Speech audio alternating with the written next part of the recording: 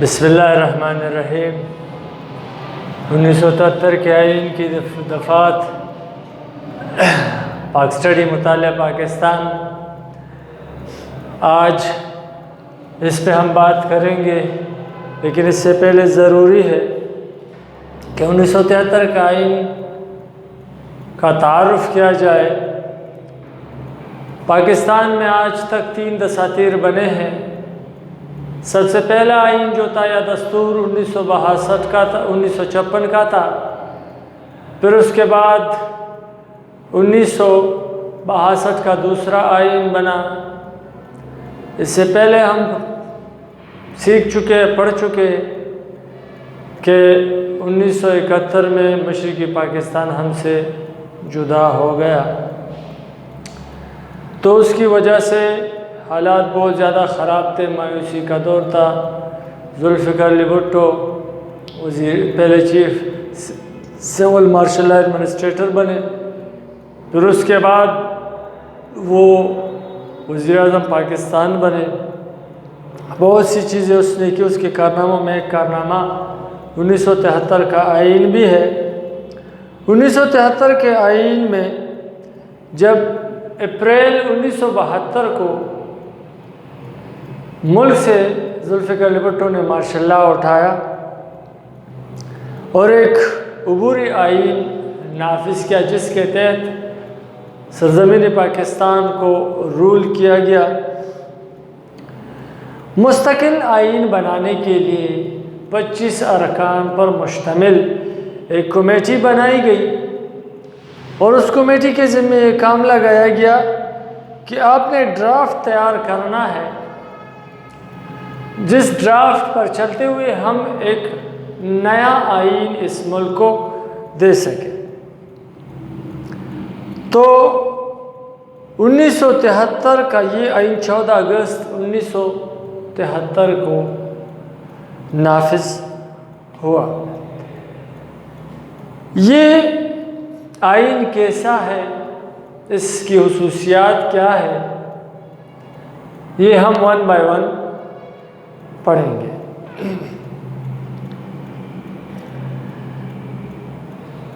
वफाकी आइन 1973 का आइन एक वफाकी आइन कहलाता है। इस आइन की रूह से पाकिस्तान एक वफाक होगा जिसमें सिंध, सूबा सरहद मौजूदा खैबर पख्तूनख्वा, बलूचिस्तान और पंजाब, चारों सूबे, वफाकी इलाका इस्लामाबाद जो हमारा दारुल हुकूमत है, कबायली इलाकाजात और शिमाली इलाकाजात, इस पर मुश्तमिल पाकिस्तान एक वफाक होगा। अगर इस आइन को हम देख लें तो इसमें 280 दफ़ात मौजूद है। हमारा दूसरा पॉइंट 1973 के आइन का है, वो है तहरीरी आइन। अब यहाँ पे सवाल उठता है कि क्या इस पॉइंट का कोई तुक बनता है कि तहरीरी ऐसा कोई भी आइन है जो कि गैर तहरीरी हो? तो हाँ, बरतानिया का आइन माँ सिवाय चंद पॉइंट्स के पूरा का पूरा कन्वेंशंस पर मबनी है, रिवायात है। वहाँ पर उसे हाउस ऑफ कॉमन्स या हाउस ऑफ लॉर्ड्स ने पास नहीं किया था, सिवाय चंद ऐसे एक्ट से पूरा का पूरा गैर तहरीरी आइन है। इसको कौमी असम्बली से पास कराया गया था, मुक़न्नना से पास कराया गया था, और तहरीरी शक्ल में दुनिया के जिस किसी कोने में भी हम जाए, बुक स्टॉल पे जाए और वहाँ हम कहें कि हमें 1973 कॉन्स्टिट्यूशन ऑफ पाकिस्तान चाहिए, तो हमें किताबचे की शक्ल में मिल सकता है। तो इसलिए ये एक तहरीरी आइन है। पार्लिमानी आइन एक होता है सदारती आइन और एक होता है पार्लिमानी आइन। सदारती आइन में हुकूमत का सरबराह मुल्क को चलाने के लिए जो हुकूमत बनाई जाती है उसे सदारती आइन कहते हैं। पार्लिमानी आइन वो आइन कहलाता है जिस आइन में पार्लियामेंट सुप्रीम होता है और पार्लियामेंट का जो हेड होता है, हुकूमत का जो हेड होता है, वो प्राइम मिनिस्टर और उसका कैबिनेट होता है। तो 1973 के आइन के तहत ये कहा गया कि हुकूमत का सरबराह वज़ीर आज़म और उसका काबीना होगा। वज़ीर आज़म और काबीना सारे लोग पार्लियामेंट के मेंबर होंगे, ज़्यादातर पार्लियामेंट से ही वो होंगे और सारे इख्तियारात पार्लिमानी निज़ाम में सारे के सारे इख्तियारात, ज़्यादातर इख्तियारात वज़ीर आज़म और उसके काबीना के हाथ में होता है। असल में सारे इख्तियारात वज़ीर आज़म के पास होते हैं क्योंकि prime minister is the head of the cabinet and head of the government. दो ईवानी मुकन्नना, यहाँ पर पार्लिमानी आइन इसलिए हमने लिखा है कि सदारती आइन 1962 का था जिसमें सारे इख्तियारात सदर के पास थे। इसी तरह दो ईवानी मुकन्नना 62 और 56 के आइन को अगर हम देख ले तो 62 और 56 के आइन में एक ईवान था, एक ईवान था और सिर्फ कौमी असम्बली। 1973 के आइन में लिखा गया कि the parliament comprise on 2 houses, upper house lower house, यानी असम्बली मुकन्नना 2 ईवानी होगा। एक ईवान बाला जिसको सेनेट के नाम से याद किया जाता है और एक ईवानी ज़ीरी जिसको कौमी असम्बली के नाम से हम पहचानते हैं। ईवान वाला वफाक के तहत सूबों से मुंतखब होंगे, इसके मेंबरान सेनेट के, और कौमी असम्बली आबादी के लिहाज से डायरेक्ट इलेक्शन के ज़रिए ये लोग मुंतखब होकर आएंगे। यहाँ पर 5 नंबर पॉइंट जो हमारा है वो है कौमी ज़ुबान। तो कौमी ज़ुबान को अगर हम देख लें तो इससे पहले 56 के आइन और 62 के आइन दोनों में अगर हम गौर से देख लें तो बंगाली और उर्दू को सरकारी ज़ुबान का दर्जा दिया गया था। लेकिन अब चूँकि बंगाल हमसे जुदा हो गया तो हमारी सरकारी ज़ुबान 1973 के आइन के तहत उर्दू ही करार पाई।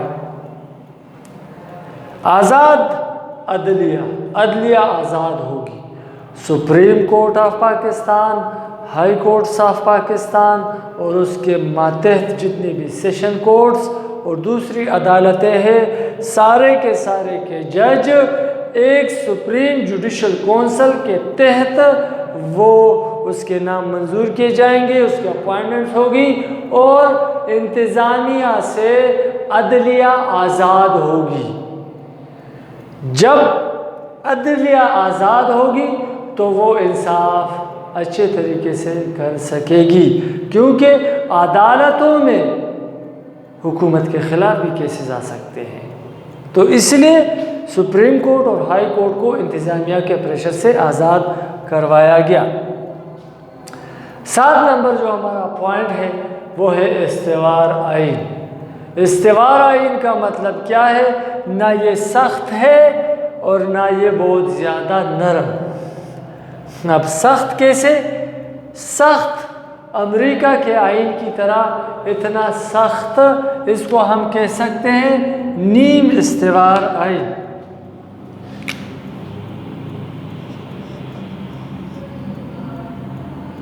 नीम इस्तेवार आइन ना ये फ्लेक्सिबल है, इतना रिजिड, इतना सख्त भी नहीं है जिस तरह के अमेरिका का है। अमेरिका का आइन दुनिया का सख्त तरीन आइन है जिसमें तरमीम करना बहुत ही ज़्यादा मुश्किल है और इतना नरम भी नहीं है कि सिंपल मेजॉरिटी से आप इसमें तब्दीली कर सकते हो। तो बाद में हम पढ़ेंगे यहाँ पे तरमीम का तरीक़ाकार, एमेंडमेंट, तरमीम हम इसमें किस तरह कर सकते हैं।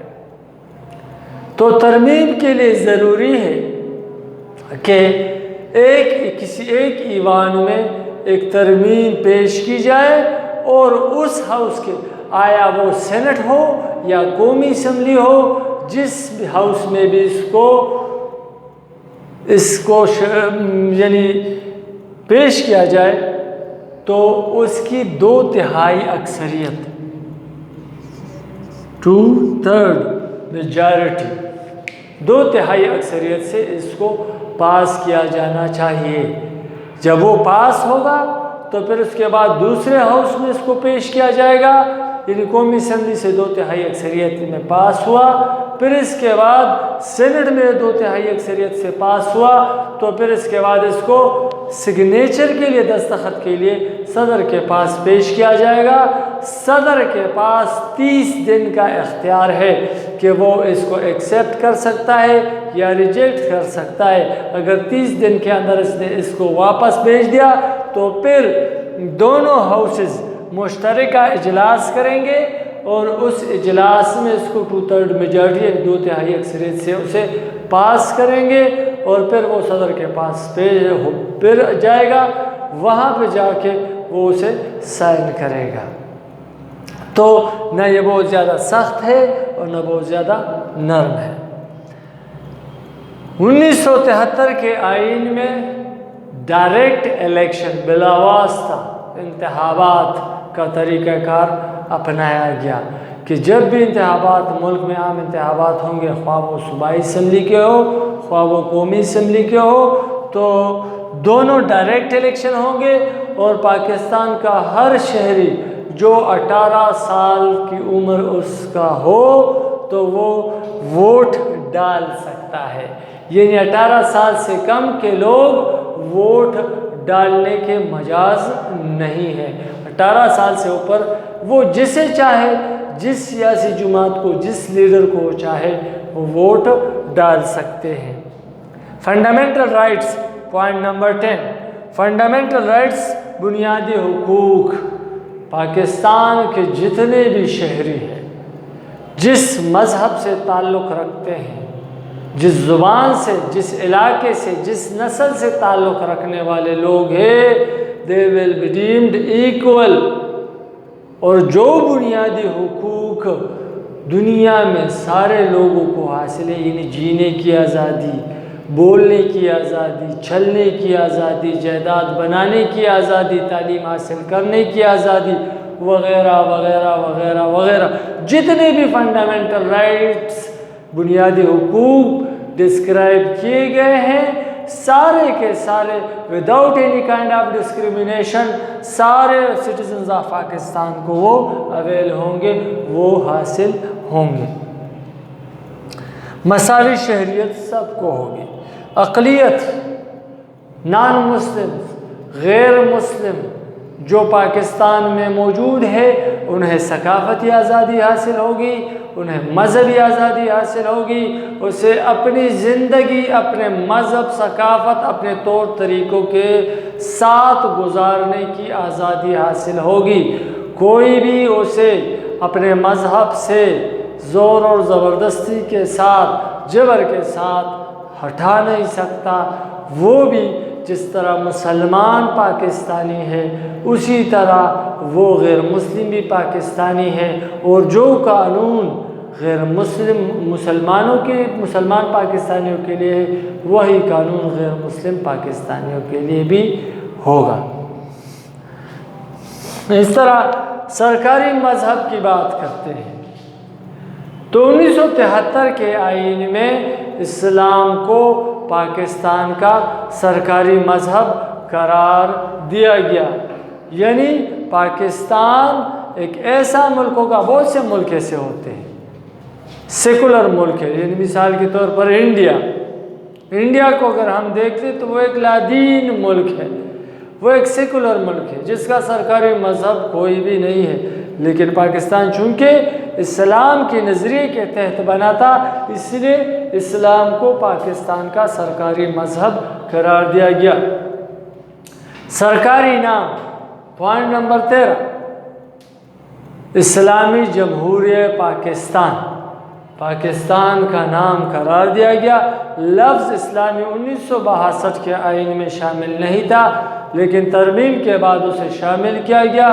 इसलिए 1973 के आइन में चूँकि पाकिस्तान इस्लाम के नाम पे बना था, तो इसलिए इसका नाम भी इस्लामी जमहूरियत पाकिस्तान करार पाया। जब पाकिस्तान इस्लामी जमहूरियत पाकिस्तान करार पाया इस 1973 के आइन के तहत, तो सदर और वज़ीर आज़म यानी सरबराह मुमलिकत और सरबराह हुकूमत के लिए ज़रूरी कि वो मुसलमान हो। इससे पहले अगर हम देख ले तो सदर के लिए मुसलमान होना लाजमी था 56 और 62 के आइन में, लेकिन वज़ीर आज़म तो था ही नहीं 1962 के आइन में, क्योंकि वो एक सदारती निज़ाम पे मुहित था। इसलिए अब चूँकि ये वफाकी पार्लिमानी आइन है, तो इसलिए मुसलमान होना दोनों के लिए लाजमी करार पाया। एक तरमीम के ज़रिए ख़त्म नबूवत को इसमें शामिल किया गया। The person who believes in the unity and finality of God and the last prophet Muhammad peace be upon him is called a Muslim। लफ्ज़ मुसलमान की तारीफ़ की गई कि मुसलमान कौन होगा। अगर एक शख्स सिर्फ ये अकीदा रखता है कि ला इलाहा इल्लल्लाह मुहम्मद रसूलुल्लाह, यानी अल्लाह एक है, मोहम्मद सल्लल्लाहु अलैहि वसल्लम अल्लाह के रसूल है, और उसका अकीदा ख़त्म नबूवत पे मौजूद नहीं है, he will not be deemed as a Muslim, तो वो मुसलमान नहीं हो सकता। तो ज़रूरी करार दिया गया कि वो ख़त्म नबूवत पर यानी अल्लाह ताला की वहदानियत पर, हज़रत मोहम्मद मुस्तफ़ा सल्लल्लाहु अलैहि वसल्लम की ख़त्म नबूवत, सिर्फ रिसालत पे नहीं, ख़त्म नबूवत यानी उसके बाद ना कोई नबी आया है और ना कोई नबी आएगा, तो इसीलिए इसको इसमें शामिल किया गया और वही शख्स मुसलमान कहलाएगा।